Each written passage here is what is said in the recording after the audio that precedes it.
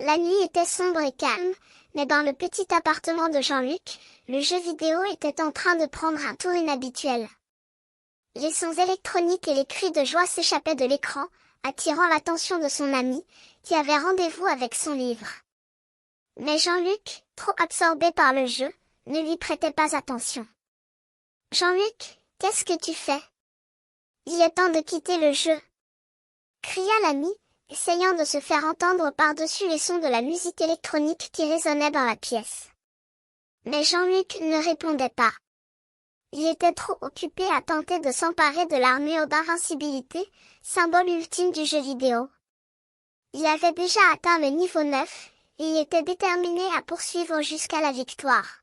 « Non, non, non. Prends ça, ça. » cria Jean-Luc, sa voix émergeant de l'écran. Mais l'ami était inquiet. Il savait que le jeu vidéo était en train de prendre un tour dangereux. Il se leva et alla vers l'écran, essayant de raisonner avec Jean-Luc. « Jean-Luc, il faut arrêter. Tu es en train de faire une erreur. » dit-il, mais Jean-Luc ne l'écoutait pas.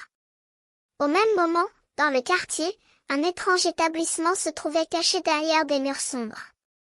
C'était le donjon des morts, où les zombies serraient et les morts vivants se cachaient. Mais Jean-Luc n'avait pas peur. Il était trop absorbé par le jeu vidéo. « Professeur, je suis en danger !» cria Jean-Luc, sa voix émergeant de l'écran. L'ami se tourna vers le mur, où se trouvait le téléportateur que le professeur avait conçu.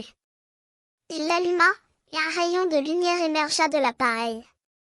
Jean-Luc se trouva soudainement projeté dans l'écran, prisonnier du jeu vidéo. « Je suis dans le jeu vidéo !» cria Jean-Luc, sa voix émergeant de l'écran. L'ami était désespéré. Il devait agir rapidement pour sauver son ami.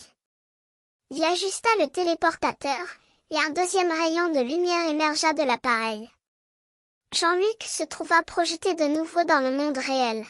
« Professeur, je suis revenu !» cria Jean-Luc, sa voix émergeant de l'écran. Mais l'ami n'était plus dans la pièce. Il avait quitté le téléportateur, laissant Jean-Luc seul et perdu.